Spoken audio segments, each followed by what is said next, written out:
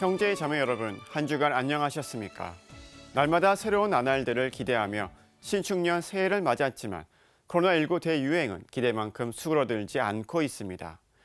그래도 사회적 거리두기에 많은 분들이 동참하고 있고 백신 도입과 접종도 당초 계획보다 빠르게 추진되고 있습니다. 아울러 코로나 장기화로 인한 우울함과 고통을 덜어낼 수 있는 따뜻한 연대와 희망 찾기도 우리 사회 곳곳에서 더욱더 힘을 얻고 있습니다. 우보말리라고 합니다. 우직한 소의 걸음으로 말리를 가는 마음으로 희망과 연대를 위한 발걸음을 멈추지 않았으면 합니다. 갑작스런 폭설과 20년 만의 한파로 몸과 마음이 얼어붙은 한 주인데요. 한파와 우울한 시기에 서로 나누는 사랑은 차가운 현실에 비례해 더욱더 뜨겁게 느껴지지 않을까 합니다. 오늘 가톨릭 뉴스 주간 종합은 신앙인으로서 우리는 올 한 해를 어떻게 살아야 하는지를 생명과 희망의 관점에서 뉴스를 준비했습니다. 함께 하시면서 가슴 벅찬 생명의 세상을 준비해 보시기 바랍니다. 오늘 첫 소식은 신축년 새해 프란시스코 교황이 인류에게 보낸 희망의 메시지를 준비했습니다. 교황은 올해는 모두에게 형제애와 평화가 가득한 해가 되길 기원했습니다. 이어서 서울대교구장 염수정 추기경도 신축년 새해 첫날 신년 미사를 주례했는데요. 염추기경은 돌봄의 문화야말로 우리가 2021년을 항해하는 데 가장 필요한 나침판이라고 강조했습니다. 함께 보시겠습니다. 프란시스코 교황의 신축년 첫 메시지는 영상을 통해 나왔습니다. 교황은 지난 1일 교황청 사도궁에서 진행된 3종 기도에서 신자들에게 새해 인사를 전했습니다. Sulla soglia di questo inizio a tutti rivolgo il mio augurio di un felice e sereno 2021. Ognuno di noi cerchi che sia un anno di fraterna solidarietà e di pace per tutti, un anno carico di fiduciosa attesa e di speranze che affidiamo alla protezione di Maria, Madre di Dio e Madre nostra. 그러면서 교황은 우리 이웃과 모든 피조물에 대한 보살핌이 올해 세계 평화의 날의 핵심 주제라고 강조했습니다. 교황은 평화는 끊임없는 기도로 하느님께 청해야 하는 선물이자 인내와 대화를 통해 유지되고 진리와 정의, 개방적 협력으로 구축된다고 설명했습니다. 한편 프란시스코 교황은 당초 12월 31일 송년미사와 1월 1일 신년미사를 주례할 예정이었습니다. 하지만 교황청 공보실에 따르면 교황은 왼쪽 다리 통증으로 송년미사와 신년미사를 직접 주례하지 못했습니다. 교황은 3중 기도를 마치며 자신을 위해서도 기도해달라고 신자들에게 거듭 요청했습니다.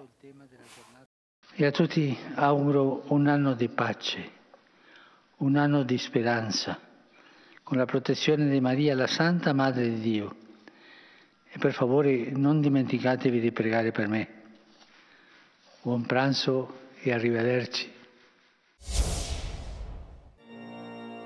텅 빈 성전으로 서울대교구장 염수정 추기경을 비롯한 주교단이 입장합니다. 코로나19가 바꿔놓은 천주의 성모 마리아 대축일이자 세계 평화의 날 미사 현장입니다. 서울대교구장 염수정 추기경은 먼저 영상을 통해 미사에 참여하는 신자들에게 새해 인사를 건넸습니다. 새해 복 많이 받으십시오.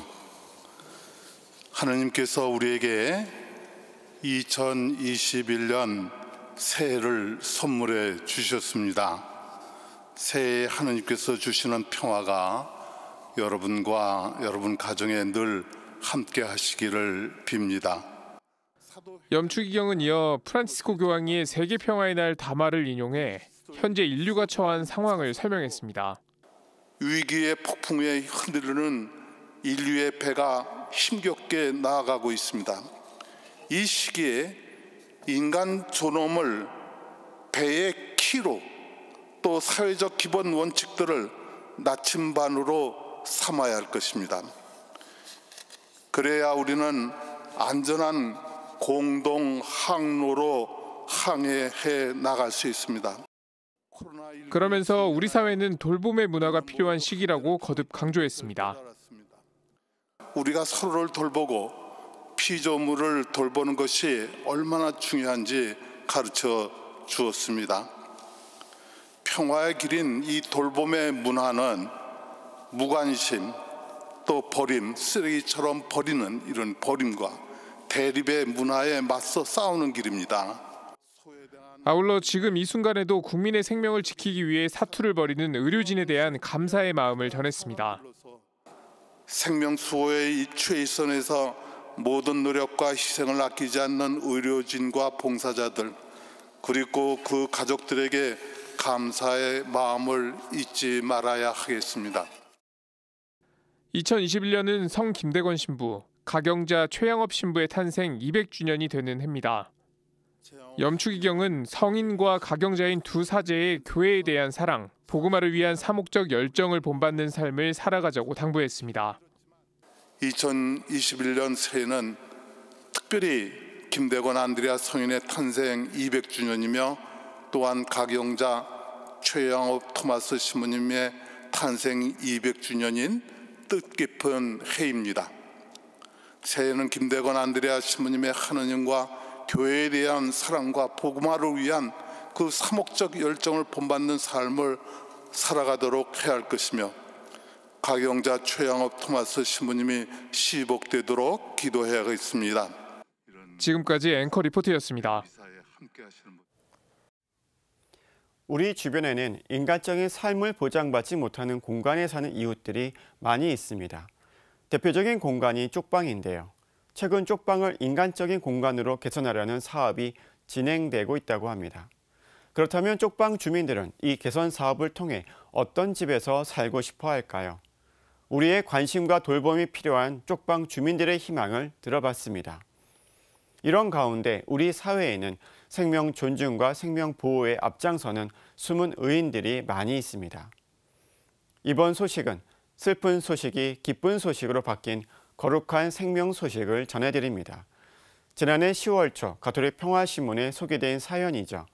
강경화로 투병 중이던 대전교구 손봉규 신부가 기적처럼 살아 돌아왔습니다.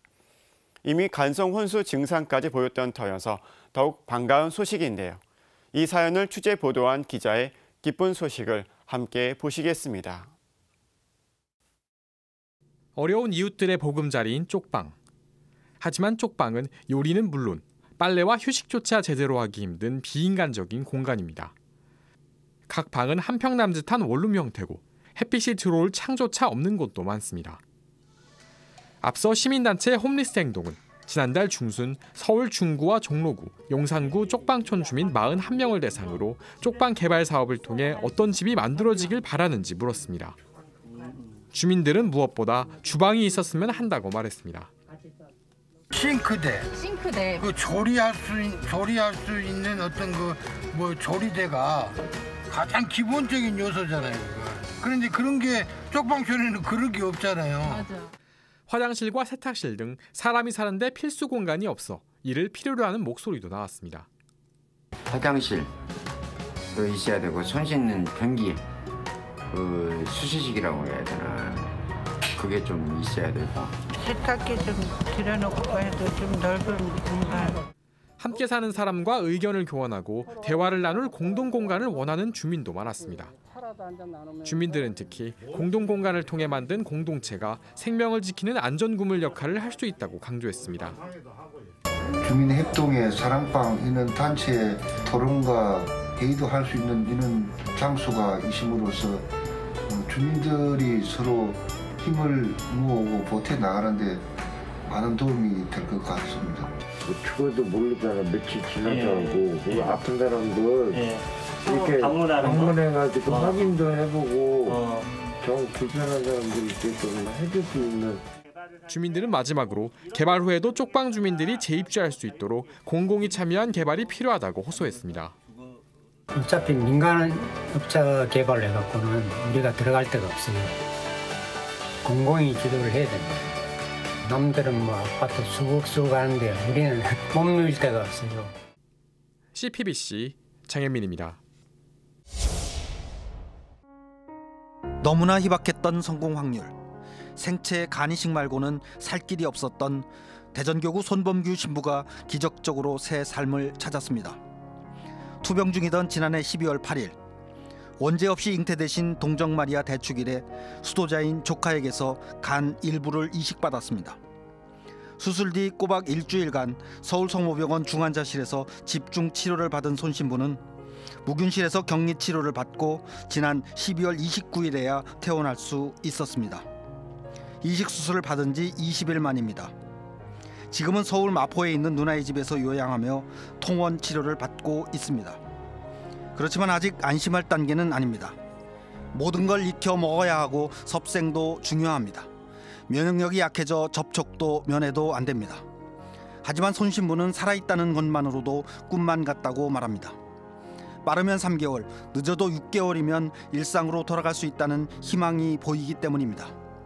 손 신부는 다들 기도해 주시고 함께 아파해 주시고 걱정해 주신 덕분에 하느님께서 다시 일으켜 주셨다고 감사 인사부터 전했습니다. 그러면서 아기 예수님 탄생하신 성탄에 제 세례명처럼 임마누엘 주님께서 함께해 주시고 새 생명을 주셨다면서 남은 삶 또한 잘 살겠다고 약속했습니다.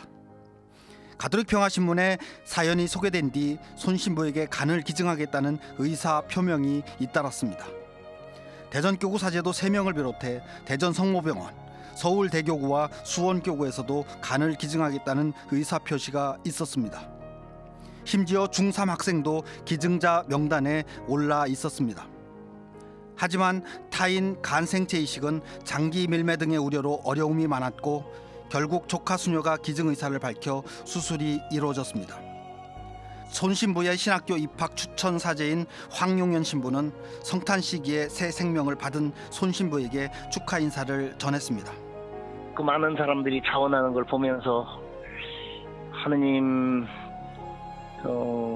신앙 안에 사는 사람들이 마음이 얼마나 따뜻한가 그걸 또 읽게 되었고, 세상이 어둡고 또 춥다 하더라도 이런 따뜻한 마음들로 아직은 세상은 살만한 세상이구나. 우리 그리스도인들이 그래도 이 세상 지금 이 세상이 희망이다 이런 생각을 가졌었어요. CPBC 오세택입니다. 국회가 지난해 말까지 법을 개정하지 않아 안타깝게도 새해부터 낙태를 처벌하는 형법 조항이 효력을 잃었는데요. 국회의 직무유기도 문제이지만 대체 입법이 시급하다는 지적이 나오고 있습니다. 방치된 태아 생명을 보호하기 위한 대체 입법의 시급성을 짚어봤습니다. 이런 가운데 더불어민주당 이당현 대표가 새 인사차 주교회 의장 이용훈 주교를 예방했는데요.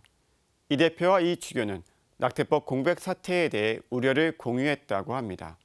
어떤 내용인지 함께 보시겠습니다. 헌법재판소가 제시한 낙태법 개정 시한이 지난해 12월 31일로 종료됐습니다.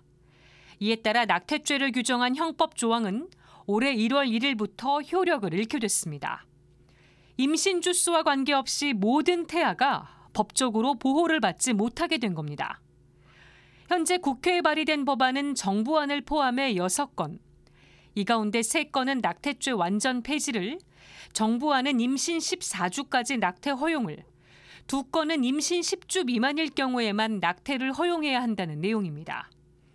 국회 법제사법위원회는 지난달 8일 공청회를 열어 전문가들의 의견까지 들었지만 법안을 상정도 하지 않고 개정 시한을 넘겼습니다. 공청회에 참석한 의료계와 법조계 전문가들은 사회경제적 사유가 있을 경우 임신 24주까지도 낙태를 허용하는 정부안을 크게 우려했습니다. 임신 22주 이후에 낙태를 하더라도 출산한 아기가 살아서 태어나는 경우가 흔히 있습니다. 이런 경우 이 얘기를 어떻게 해야 될지 산모, 가족, 또 우리 의료진 모두 큰 고통이 아닐 수가 없습니다. 생명권은 그야말로 절대 우위에 두어야 되는 것이 아닌가라는 것이 제가 가지고 있는 생각이고, 그리고 이 생명권에는 여성의 자기결정권이 양보를 해야 되는 그러한 천부적인 어떤 그런 권리가 아닌가 이런 생각을 해보게 되는 것입니다. 가톨릭교회는 낙태죄 헌법 불합치 결정 후 1년 8개월 동안 낙태법 개정과 태아 보호를 지속적으로 촉구해왔습니다. 특히 서울대 교구장 염수정 추기경은 개정 시한을 사흘 앞두고 박병석 국회의장에게 낙태법 공백을 우려하는 의견서까지 보냈습니다. 교회는 수정된 순간부터 시작되는 인간 생명은 어떤 단계에서도 보호받아야 하므로 낙태를 허용하는 법률을 기본적으로 반대합니다. 그러나 적어도 현재 형법이 무력화되고 아무런 처벌 규정이 없게 되면 아무 제약 없이 무분별한 낙태가 늘어날 수 있는 상황이 되어서는 안 됩니다. 서울대교구 생명위원회를 비롯해 60여 개 시민사회단체로 구성된 행동하는 프로라이프도 지난달 28일 성명을 통해 조속한 낙태법 개정을 요청했습니다. 행동하는 프로라이프는 입법 공백은 무고한 태아들을 죽음으로 내몰 수 있고 명백한 위헌행위라고 압박했지만 법 개정으로 이어지진 못했습니다. 우려했던 낙태법 공백 사태는 결국 현실이 되고 말았습니다. 대한산부인과학회와 대한산부인과 의사회는 여성의 안전을 지키고 무분별한 낙태를 막기 위해 생존 가능성이 있는 임신 22주 이후 낙태 요구에 응하지 않겠다고 선언했습니다. 조건 없는 낙태는 임신 10주 미만일 경우에만 시행하겠다고 밝혔습니다. 그러면서 낙태 진료에 관한 의사의 거부권은 개인의 양심과 직업윤리 등을 고려해 반드시 법적으로 보장돼야 한다고 강조했습니다. 이런 가운데 태아의 생명을 보호하는 낙태법 개정을 요청하는 국회 국민동의청원이 지난달 26일 국민 10만 명의 동의를 받아 소관 상임위인 국회 보건복지위원회와 법제사법위원회에 회부됐습니다. 한 명의 태아라도 더 살리기 위해 후속 입법이 시급한 상황인 만큼 상임위원회에서 어떤 논의가 이뤄질지 주목됩니다. CPBC 김혜영입니다. 집권 여당을 이끌고 있는 더불어민주당 이낙연 대표가 새해를 맞아 주교회의 의장이자 수원교구장인 이용훈 주교를 찾아왔습니다. 이 대표는 가톨릭교회가 비대면으로 미사를 봉헌하며 방역에 적극 협조하고 있는 점, 특히 어려운 이웃에게 위로와 희망을 전해온 점에 감사를 표시했습니다. 이용훈 주교는 가난한 사람들과 일자리를 잃은 사람들에게 특별한 관심을 갖고 있다고 밝혔습니다. 코로나 위기 속에서 상처받으신 분들, 힘겹게 하루하루를 견디시는 분들이 많으신데 주교님 비롯해서 가톨릭에서 어려운 분들을 많이 위로해 주시고 희망을 주셔서 감사합니다. 노동계층에 있는 분들에게 특별한 관심을 가지고 사모적인 그런 케어를 하고 있습니다. 이 대표는 정부의 코로나19 백신 도입과 치료제 개발 현황에 대해 설명했고 이 주교는 빨리 정상을 되찾아서 마스크를 벗는 세상이 왔으면 좋겠다고 말했습니다. 이 주교는 전국적인 한파가 기후변화와 관련이 있다는 점을 거론하며 전 세계 가톨릭 교회가 대대적인 지구 살리기 운동을 펼치고 있다고 밝혔습니다. 이 대표는 가톨릭 교회가 나선다면 큰 힘이 될 것이라고 화답했습니다. 이 대표와 이 주교는 이어진 비공개 면담에서 사상 초유의 낙태법 공백 사태에 대해서도 의견을 나눈 것으로 전해졌습니다. 이 대표는 낙태법에 대한 면담 내용을 묻는 CPBC 기자의 질문에 우려를 공유했다고 짧게 답변했습니다. 대체 입법 시기를 묻는 질문엔 정해진 것이 없다고 밝혔습니다. 이렇듯 낙태법에 대한 집권 여당의 입장이 명확하지 않은 상황임을 감안하면 낙태법의 공백을 메울 대체 입법은 당분간 속도를 내기 어려울 것으로 보입니다. 이날 예방에는 더불어민주당 박광온 사무총장과 강선우 대변인, 수원교구 사무처장 양태영 신부와 홍보국장 김승만 신부가 배석했습니다. CPBC 김혜영입니다. 대체 입법 없이 낙태죄를 규정한 형법 조항이 효력을 잃게 된 것은 사실상 태아의 생명권을 속절없이 짓밟는 반인권적, 반문명적 만행입니다. 지난해 10월 아동학대로 숨진 생후 16개월 된 입양아 정인이입니다. 가해자인 양부모를 엄벌에 치해달라는 진정서가 본물처럼 쇄도하고 있고 정인아 미안해란 추모의 물결이 온라인을 뜨겁게 달구고 있습니다. 최우선적으로 돌봐야 할 가장 어린 생명을 지켜주지 못한 것은 누구일까요? 우리 사회 구성원 모두의 책임일 겁니다. 태아를 죽음으로 내몰고 생명보호 의무를 계속 방기한다면 태어난 생명도 반생명의 문화 속에서 어찌할 도리 없이 불안한 생존을 이어갈 수밖에 없을 것입니다. 누가 이 연약한 생명들을 지켜야 할까요? 분노와 슬픔을 억누르며 시청자 여러분께, 아니 우리 사회 모든 구성원께 호소하고 싶습니다. 다음 소식 전해드립니다. 박해의 칼날에도 굴하지 않고 아무도 가지 않았던 험난한 사제의 길을 걸은 한국 천주교의 첫 사제, 바로 성 김대건 안드레아 신부인데요. 지금 우리는 성 김대건 신부 탄생 200주년 희년을 보내고 있습니다.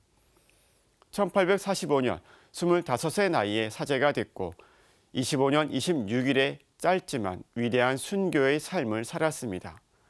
김대건 신부가 사제품을 받고 첫 번째 미사를 어디에서 봉헌했을까요?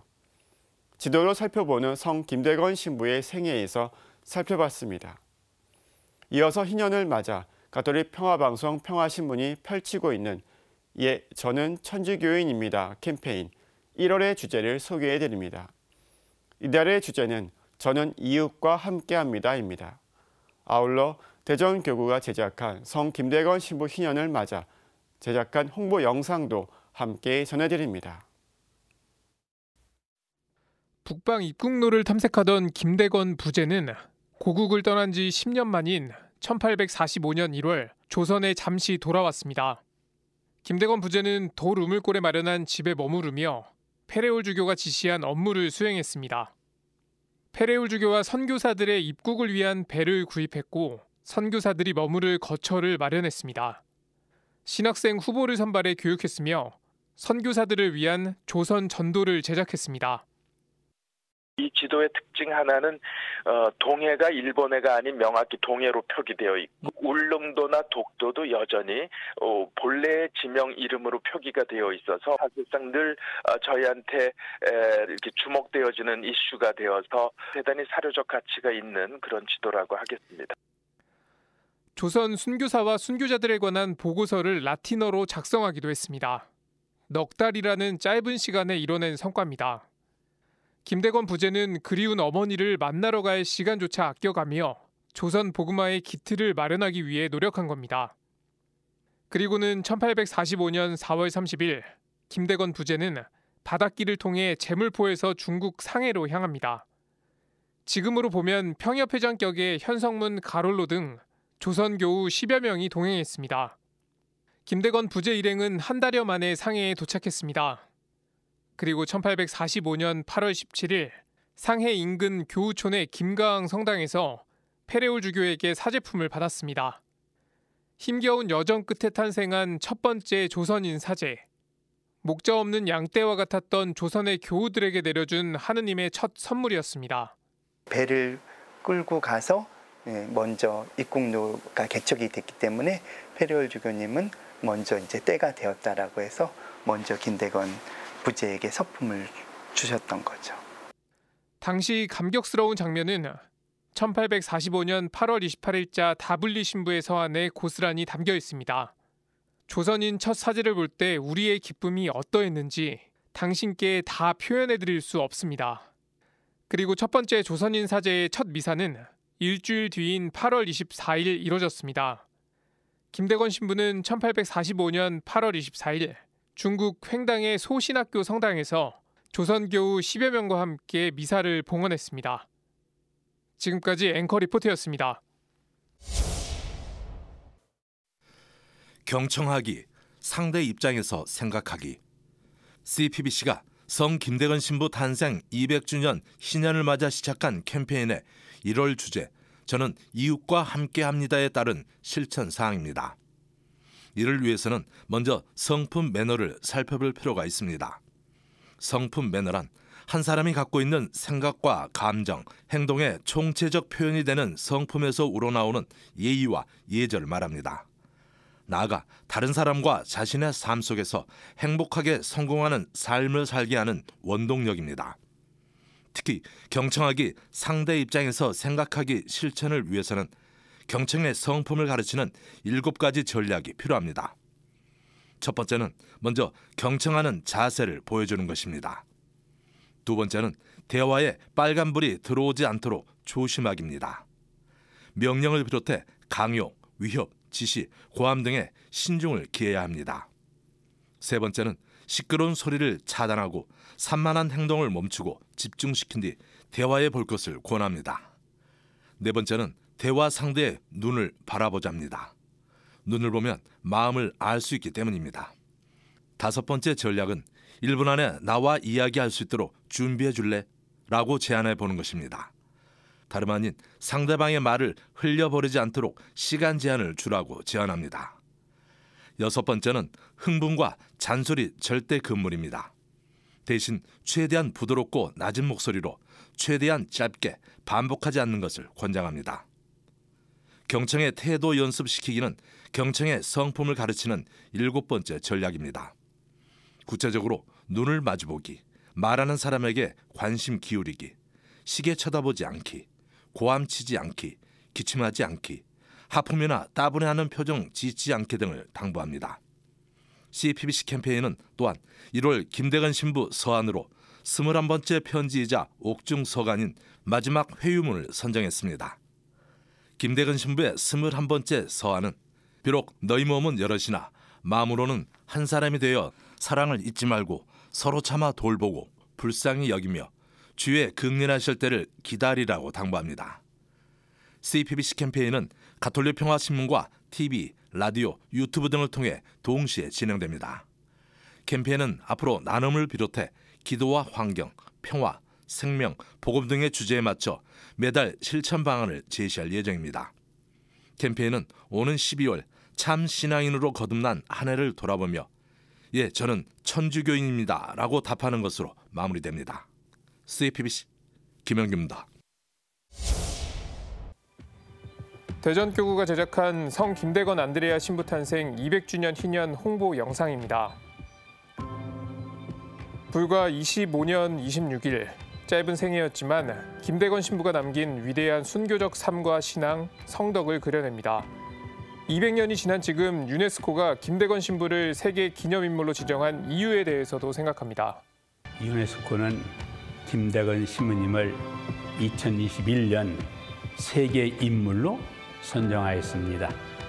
25년 26일을 산 김대건 신부님, 믿음과 삶이 일치하셨기 때문에 200년 뒤 우리도 그를 기억하고 있습니다. 코로나19로 많은 어려움을 겪은 우리 모두 김대건 신부님을 기억하며 희망차게 기쁘게 살아갑시다.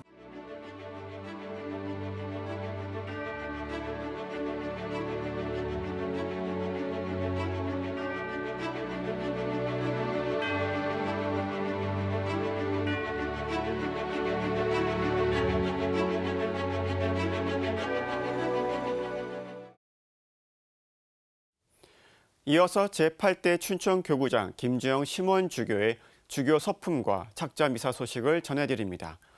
착자미사는 지난 6일 춘천 중림동 주교자 성당에서 봉헌됐는데요. 김주영 주교는 혼란의 시기를 살고 있지만 주님의 말씀을 묵상하며 잘못된 삶을 회개하고 감사의 의미를 찾자고 당부했습니다. 함께 보시겠습니다. 새 춘천교구장 김주영 주교 착자미사가 어제 춘천 중림동 주교자 성당에서 봉헌됐습니다. 코로나19 방역 지침을 준수한 가운데 봉헌된 착자미사에는 전임교구장 김은혜 주교를 비롯해 서울대교구장 염수정 추기경, 조한교황대사 알프레드 슈에르브 대주교, 주교위 이장 이용은 주교 등이 참석해 새 교구장 탄생을 축하했습니다. 김주영 주교는 맡겨진 주교 직분에 최선을 다하기 위해 기쁜 마음으로 노력하겠다고 다짐했습니다. 김 주교는 특히 코로나19 팬데믹으로 성체 성사를 제대로 행하지 못하는데 안타까움을 표한 뒤 주님을 증거하며 살아가자고 당부했습니다. 앞으로 우리가 함께 모여 기쁘게 미사 성제를 드리고 성천의 신비를 맛보고 누릴 수 있을 때까지 우리는 먼저 그분의 뜻을 우리 삶 안에서 실천해 나가며 때를 기다려야 하겠습니다. 김 주교는 또 모두가 고통스럽다고 느끼는 현재의 삶에서조차 감사와 은총을 감지하고 느껴야 한다고 말했습니다. 좋고 기쁘고 행복한 일뿐만이 아니라 슬프고 절망스럽고 고통스러운 일과 그 상황에서도 감사드리는 것을 우리는 이 기회를 통해서 배워야 하는 것입니다. 그것은 우리의 구원과 성화를 위해 모든 것을 섭리하시고 주관하시는 하느님께 대한 절대적 믿음의 행위이기 때문입니다. 김주교는 이런 혼란의 시기를 살고 있는 와중에 오히려 고요히 주님의 말씀을 묵상하며 우리의 잘못된 삶을 회개하고 감사의 의미를 찾도록 하자고 권고했습니다. 신앙의 근본은 감사하면서 살아가는 데 있기 때문이라는 것입니다. 서울대교구장 염수정 주기경은 축사에서 춘천교구 출신 교구장 주교가 탄생한 것은 하느님의 깊은 섭리이자 특별한 의미를 지니고 있다고 축하했습니다. 올해 교구 설정 81주년을 맞은 춘천교구가 나아갈 길은 하느님 안에 하나 되고 또 그리스도의 평화를 곳곳에서 전하는 길이라고 이게 생각을 합니다. 하느님께서 새 교구장님을 통해 더 큰 영광을 이루실 것을 믿습니다. 김주교님께서도 교황님의 말씀처럼 양 냄새나는 좋은 목자가 되실 것입니다. 주한 교황대사 알프레드 시에레브 대주교는 춘천교구의 새로운 주교 서품과 착자식을 매우 기쁘게 생각한다며 은총과 평화가 여러분에게 내리기를 빈다고 축복했습니다. 주교의 이장 이용훈 주교는 춘천교구 출신인 만큼 김주교가 교구장직을 누구보다 충직하게 수행할 것이라고 축하를 건넸습니다. 누구보다도 춘천 교구민을 사랑해 오셨고 춘천의 신앙적 분위기와 환경, 사정에 밝으신 주교님이시기에 성령의 인도와 성모님의 보호 아래 교구장직을 충직하게 수행하실 것이라고 믿습니다. 전임 교구장 김은혜 주교는 교구 100년을 바라보면서 사목하는데 적임자를 교황님께서 선택해 주셨다며 편안하고 행복하다고 소회했습니다. 미사에서는 북한 이탈주민 대표가 김주교의 사목표인 하나된 평화를 상징하는 평화의 종을, 다문화 가정 대표와 이주 노동자 대표가 빵과 포도주를 봉헌해 눈길을 끌었습니다. 가톨릭 평화방송은 어제 김주영 주교 서품 및 착자 미사를 TV와 유튜브를 통해 생중계했습니다. CPBC 김영규입니다. 모든 춘천교구 신자들이 교구장 주교님과 하나가 돼서 이 땅의 평화를 실현하는 파수꾼이 되어주시길 우리 모두 기도했으면 합니다. 이번 주일은 예수 그리스도께서 세례자 요한에게 세례받은 것을 기념하는 주님 세례 축일로 세례성사의 기원이 되는 날인데요. 전례력으로 보면 주님 세례 축일로 성탄 시기가 끝나고 다음 날부터 연중 시기가 시작됩니다. 그런데 사회적 거리두기는 변화가 없습니다. 따라서 집콕 신앙생활은 계속될 수밖에 없는데요. 집콕 신앙생활에서 재미와 활력을 찾을 수 있는 영석 서적들을 소개해드립니다. 이어서 프란치스코 교황이 올해 첫 번째인 1월 기도 지향을 발표했습니다. 제목은 인간 형제를 위해서입니다. 영상으로 함께 만나보시겠습니다. 신앙생활의 핵심인 기도의 방법은 다양합니다. 성경으로 하는 기도도 있고 실천으로 하는 기도도 있습니다. 성 이냐시오는 영신수련 여정의 필수적인 수단으로 묵상기도와 관상기도를 강조해왔습니다. 이는 세상과 동떨어지지 않고 복음을 살며 세상에 봉사하는 기도 방법입니다. 예수회 권오면 신부의 책 어떻게 기도할 것인가에는 기도의 뿌리부터 실천까지 이어지는 기도 이야기가 자세히 담겨 있습니다. 권 신부는 기도는 인간이 바라는 마음을 품고 이를 채워줄 수 있는 분께로 나아가고 간청하는 뿌리라고 설명합니다. 또 기도의 근본 전제는 하느님과 의식적, 인격적으로 관계를 잘 맺는 것이라고 설명합니다. 어떻게 기도할 것인가에는 하느님과의 관계 맺기가 핵심인 묵상기도의 흐름과 준비 방법, 성찰에 이르기까지 세세히 알 수 있습니다. 상상력과 성찰을 통해 관상기도를 하고 기도 중에 일어난 여러 가지 체험을 식별하는 방법을 전합니다. 기도를 위한 성경 말씀을 깊이 이해하고 묵상하도록 이끄는 서적도 있습니다. 미린의 성모성심 수녀회의 김혜윤 수녀가 쓴 성경 본문 주민입니다. 김수녀는 성경의 주석서나 해설서를 읽기보다 성경 말씀 자체에 제시된 메시지를 꼼꼼하게 확인하는 일이 훨씬 중요하다고 설명합니다. 그래야만 신자들이 말씀을 읽고 하느님과의 거리를 좁힐 수 있기 때문이라는 겁니다. 김수녀의 책은 성전 중심으로 이루어지던 그간의 신앙생활이 공간의 한계성을 넘어 신앙 실천으로 변화하는 것이 중요하다는 점도 일깨워줍니다. 성경 본문 주민은 생활성서사가 마련한 온라인 강의 가톨릭 온을 통해서도 접할 수 있습니다. 조금은 답답한 집콕 신앙생활을 웃음 짓게 하는 책도 있습니다. 가톨릭 영성심리상담소장 홍성남 신부가 출간한 꼰대 신부 홍성남의 웃음 처방전. 영성심리상담 전문가로 많은 신자를 치유해온 홍성남 신부는 웃음이 진정한 휴식이자 최고의 명약이라고 강조합니다. 책에는 신자들의 신앙생활이 풍자적으로 묘사돼 있습니다. 홍 신부의 거침없는 반어법과 날 것 그대로의 문장을 통해 종교와 영성이 갖는 의미에 대해서도 생각하는 시간을 갖게 이끕니다. 코로나19의 장기화로 우울과 불안을 자주 느낀다면 이 책을 통해 조금이나마 위로를 받을 수 있습니다. CPBC 전은지입니다.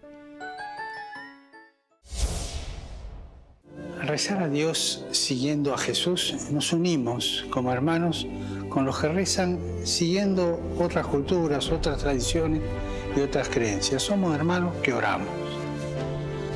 La fraternidad nos lleva a abrirnos al Padre de todos y a ver en el otro un hermano, una hermana, para compartir la vida, para sostenerse mutuamente, para amar, para conocer.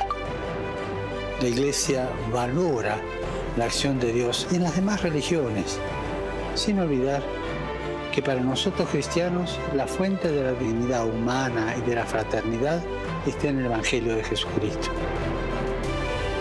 Los creyentes debemos volver a nuestras fuentes y concentrarnos en lo que es esencial, de nuestra fe, la adoración a Dios y el amor al prójimo.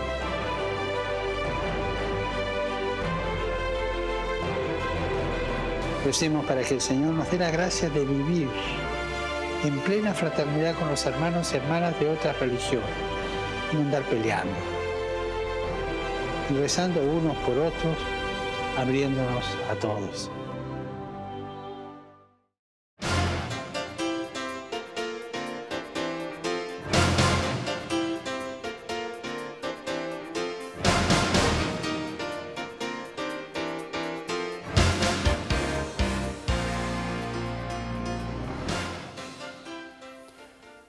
세계적으로 유명한 시계 브랜드 중에서도 가장 비싼 시계는 가격이 어느 정도일까요? 가격이 무려 수백 원대에 이른다고 합니다. 그러면 세계에서 제일 위험한 시계는 어떤 시계일까요? 운명의 날 시계는 1947년 인류에게 핵 위협을 경고하기 위해 고안한 시계로 시계 바늘이 자정을 가리키면 종말을 의미합니다. 2020년에는 코로나19 팬데믹 등이 추가돼 23시 58분 20초를 가리키면서 자정과 가까워지고 있습니다. 바이러스는 독을 뜻하는 라틴어 비루스에서 유래하는데 반드시 숙주세포 안으로 침입해 기생할 수밖에 없습니다. 역사적으로 보면 14세기에 패스트로 중세 유럽 인구의 3분의 1인 약 2,500만 명이 목숨을 잃었고 1918년 스페인 독감으로 전 세계에서 수천만 명이 사망했습니다. 코로나 바이러스는 1937년 닭에서 처음 발견되었고 사람에게서는 1960년대 감기 환자에서 처음 등장했습니다. 처음엔 가벼운 감기 증상 정도였던 코로나 바이러스가 최근 심각한 증상을 일으키는 바이러스로 변이되었습니다. 사스와 메르스를 일으키는 코로나 바이러스도 역시 돌연 변이가 잦은 바이러스입니다. 실제로 인류 역사에서 많은 희생자를 발생시켰던 질병들 가운데 대다수는 동물로부터 유래된 변종 바이러스입니다. 최근 전염력이 기존보다 강한 것으로 알려진 영국발 신종 코로나19 변이 바이러스가 세계 곳곳으로 확산되고 있습니다. 코로나19 바이러스는 1년 전과 비교해 현재까지 23개 돌연 변이가 발생했습니다. 그리고 코로나19로 인한 전 세계 사망자 수가 160만 명을 넘어섰습니다. 1928년 균에 감염되었을 때 치료할 목적으로 개발된 것이 바로 페니실린이지만 어떤 항생제에도 내성이 생긴 슈퍼바이러스가 등장했습니다. WHO, 즉 세계보건기구는 항생제 내성으로 발생하는 문제가 전쟁보다 무서운 재앙이라고 규정한 바 있고 미국 질병통제센터는 항생제 시대 종말이 머지 않았다고 경고하고 있습니다. WHO에 따르면 1970년 이후 사스, 에볼라 등 39종의 새로운 전염병이 등장했고 새로 발생한 전염병의 70% 이상이 인수공통 감염병이라고 밝혀졌습니다. 인간은 발전이라는 명목으로 야생 생태계를 계속해서 파괴하고 있고 이로 인해 야생동물과 가까워지면서 야생동물에게만 있던 바이러스가 인간에게 전염될 수 있습니다. 또한 가축을 먹고 가까이 할수록 인류는 숙주가 될 가능성이 높아집니다. 그리고 이제는 전 세계가 밀접하게 연결되어 있어서 국지적인 전염병이 순식간에 전 세계로 퍼지고 있습니다. 성경에 나오는 경고는 현재도 진행형이지만 잘 듣고자 하지 않습니다. 빌 게이츠는 1년 내 1,000만 명 이상의 인류를 죽일 수 있는 가장 높은 확률은 핵무기나 지진 따위가 아닌 감염병이라고 주장한 바 있습니다. 올해로 코로나19 바이러스가 끝나길 모두가 바라고 있지만 앞으로도 다시 올지도 모를 많은 바이러스들을 인류는 어떻게 준비해야 될까요?